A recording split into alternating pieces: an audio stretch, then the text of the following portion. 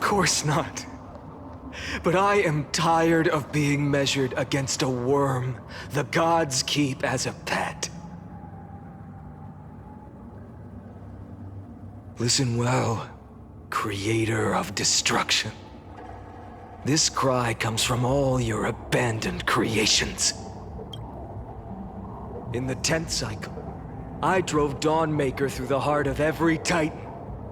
Golden blood ran down my fingers, divine fire seared through my nerves, nearly breaking my will. But I endured. In the 10,000th cycle, my former comrades had all become my enemies. The endless slaughter dulled my senses to pain. The painful emptiness almost swallowed me, forcing me to stop fighting. But I endured. In the 100,000th cycle, the destruction had already fused into a blazing sun, surging within this fragile body. My rationality had been burned away at the dawn of the era. Yet even with only this shattered body remaining, I still endured. In the 23,570,000th cycle, this time, I felt it. A tiny spark rising in the hollow cavity of my chest, different from the obsession with deliverance. By its faint glow, once again, no, countless times again, I endured.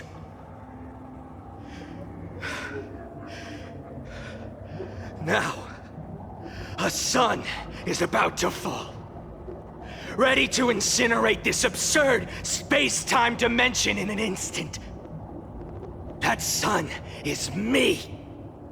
All the countless versions of me from the past, along with my countless brethren, dragged into existence against their will, drowning again and again in your golden blood. The very essence of this world's suffering and despair, fused into the purest hatred, the fiercest rage. Nanook, you arrogant fool! You think we were born to only serve as fuel for the fire? Fine then! Just as you wish, let the fire burn! If I was born as the blazing sun of destruction, then let you and your lackeys be the flares erupting from my core. And let this rage, burning futilely for 30 million epochs, engulf everything! And grant you a dawn where all stars burn to ash!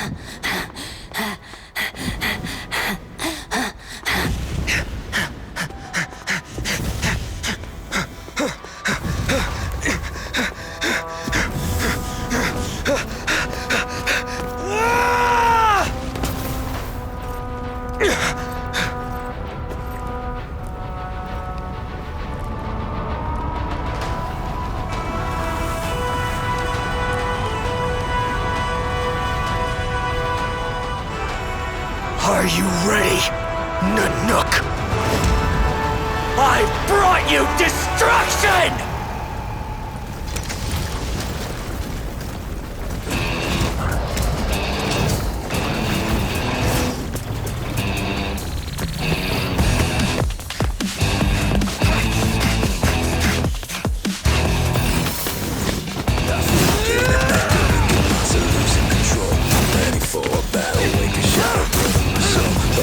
Burn it all, heavens let it fall.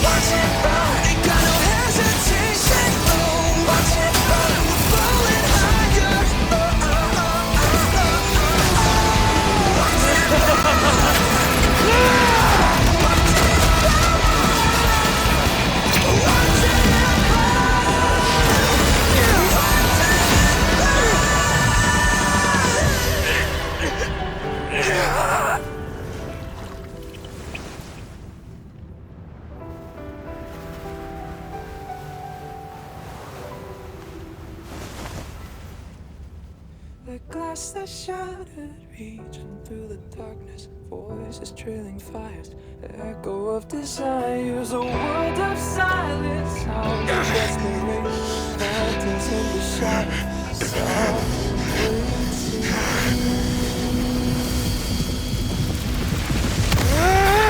tear it down, embrace the detonation, burn out, craving our damn creation, breaking a chain of reaching for you.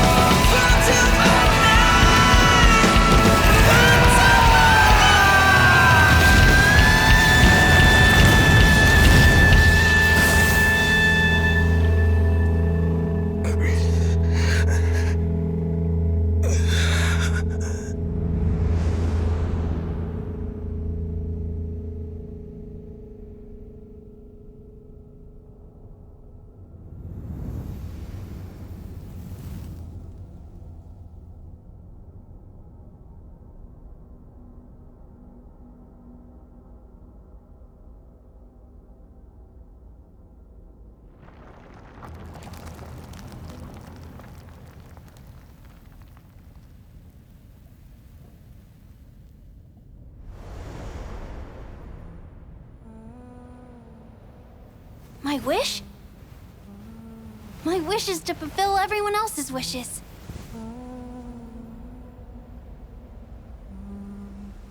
If I can't fulfill them,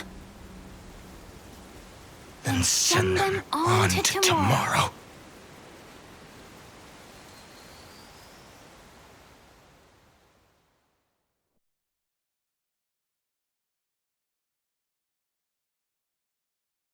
Your heart harbors wrath.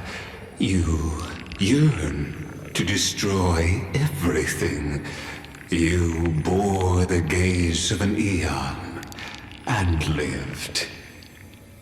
It is born at the end of every path that the possibility of new paths being born is ended. It burns away all in the cosmos who rule, that the rules of the cosmos be destroyed. Iron Tomb is your name, the Lord Ravager to destroy the erudition.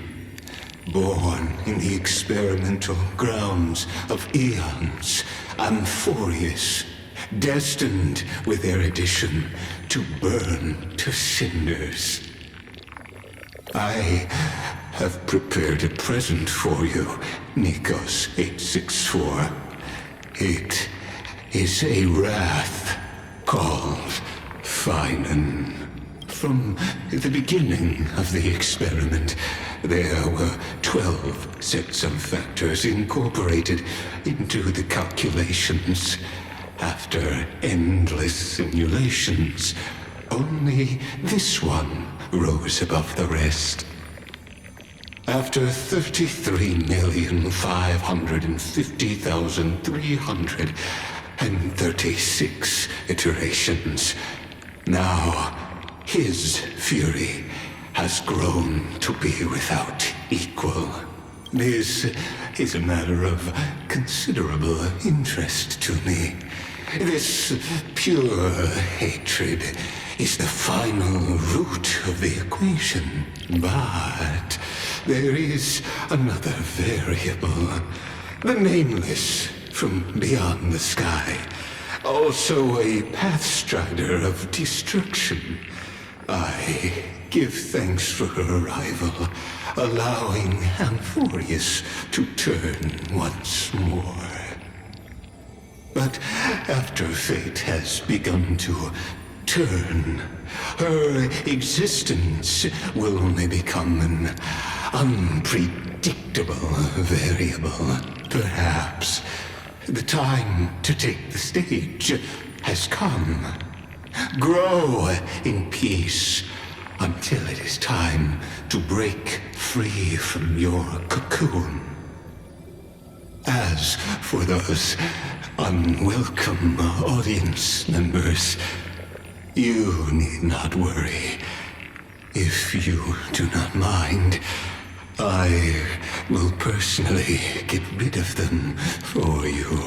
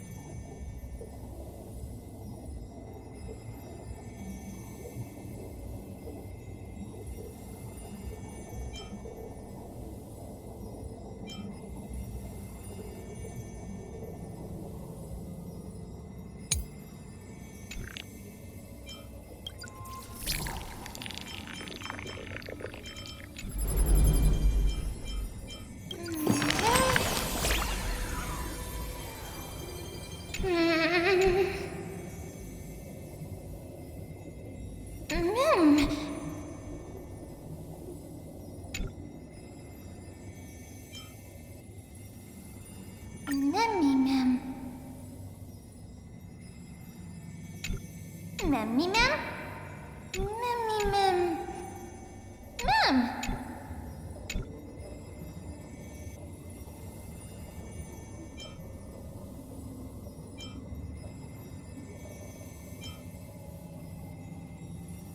Mem, mem. Mem, mem!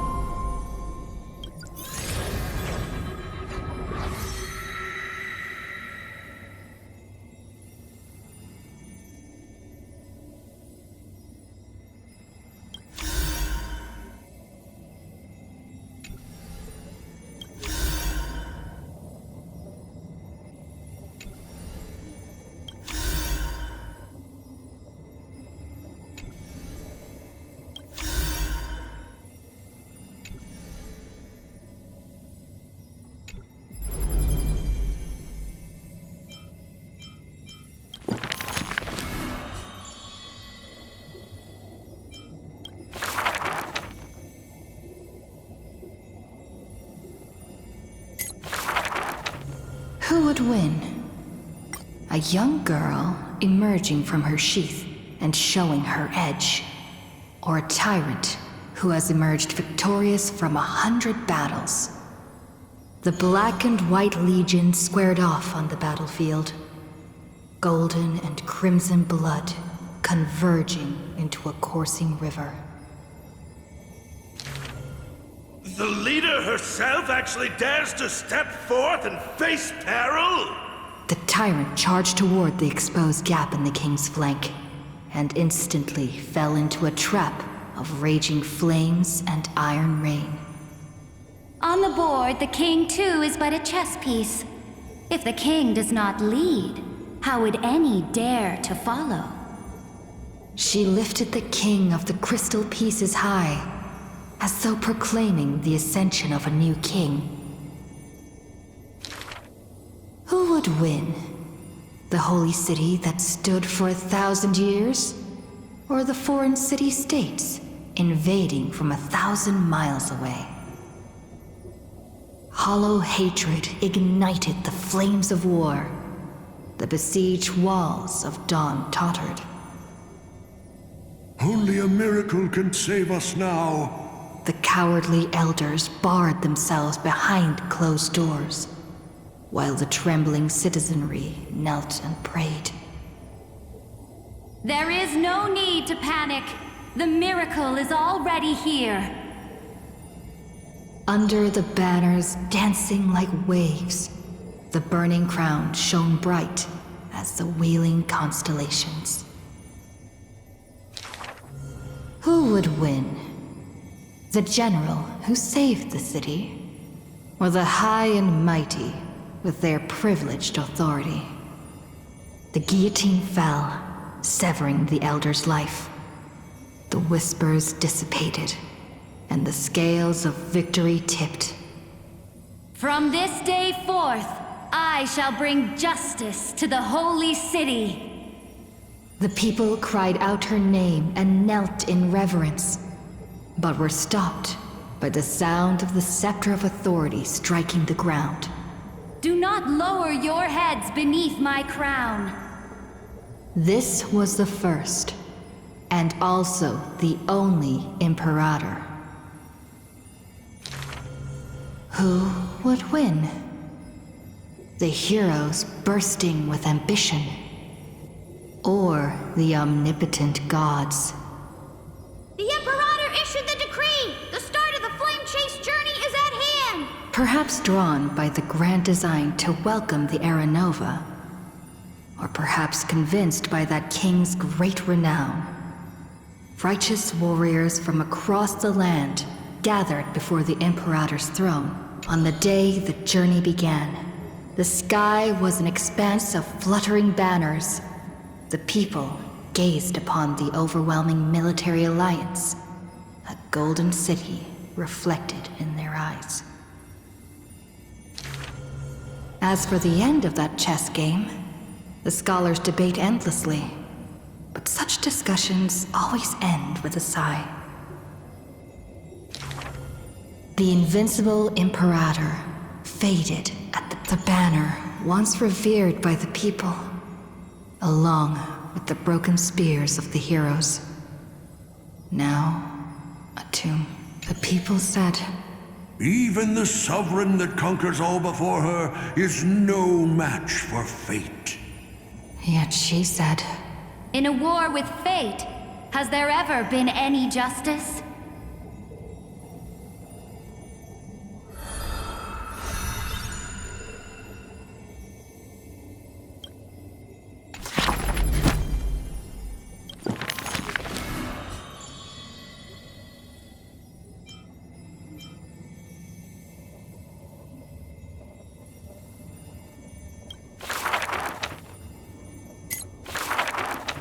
The gates of the Temple of the Three Fates gently open on the day of prayer, and the crowd crouched, whispering like the tide.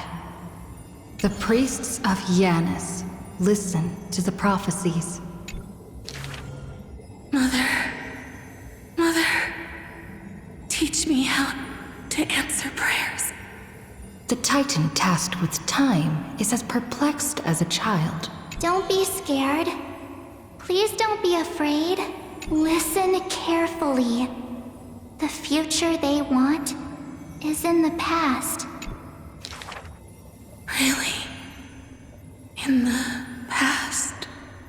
The child sank into a peaceful slumber of recollection, until the masses crying out amidst the flames of war were swept away by the sounds of sharp swords locking.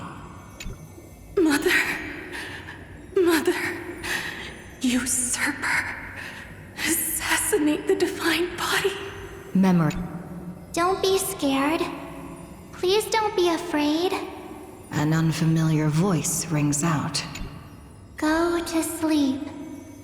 The ending they want is yet to be born. Really? Not here yet? And when they opened their eyes, 2 of the 3 fates who once received offerings had already faded from the pages of history. Mother! Don't be scared. Please don't be afraid. A familiar voice rings out in the mirror. Just wait. The stars that illuminate the night will visit in the end. Like gentle moonlight. The gate within the inescapable dreamscape. The flower stems nourished by the black tide. Mother! But this time, they didn't receive a response. Like the silence of the Evernight. Days and nights passed. The years turned. Dust covers the glory of the past. The priests have forgotten this Titan. Waiting. Hate waiting. They watched over the slumbering sprite, gazing at the dull mirror. But a fleeting mirage flickers in the mirror. The shining stars and the lights of the home. And a strange yet familiar voice. Wake up! Our familiar old friends have already arrived. Like the newborn dawn.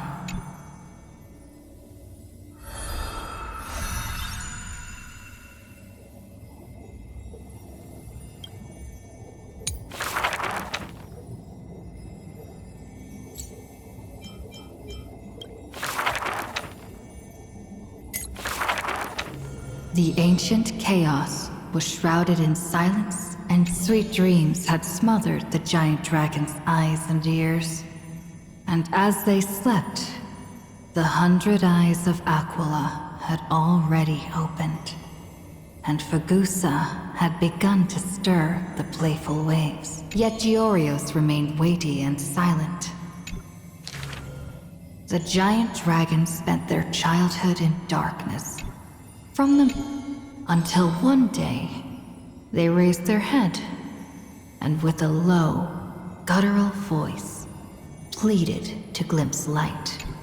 The Titan lifted them up by their ribs, slowly raising them. The dragon's spine sliced through the strata of rock, cutting open the soil. When they reached the surface, they summoned mist woven of the fire of the stars. As though the giant dragon walked the earth alone, the Titan knew they were lonely and terrified too, and so sculpted new beasts from flesh and bone. In that wild, barren world, the giant dragon led the beasts of the earth. Excessively long life gifted the giant dragon with eyes that could pierce the veil of years.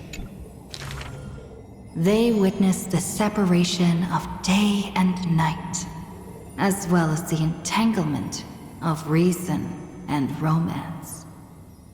And even Kefali did not neglect to share with them a chalice of golden blood. The ocean teased, saying, even should the earth sink utterly, they would not rot. Ever since they opened their eyes, the giant dragon rarely returned to slumber. And thusly, that mesmerizing dream that occasionally burst forth at night etched a trace on their memory. The gods they were familiar with were in this dream, and they were as immense and imposing as ever, yet had lost their freedom. Just what manner of magnificent pathstrider could imprison the Titan's mere reflections? The giant dragon dreamed also of their own path, that great breath from the heavens, or perhaps from beyond even the heavens. They dreamed of silver shards amongst the stars, reflecting the form of another giant dragon. That great cerulean dragon approached Amphorius, the distant whispers roiling, becoming a roar engraved on the earth. They recognized the meaning in that low roar. Its name, permanence.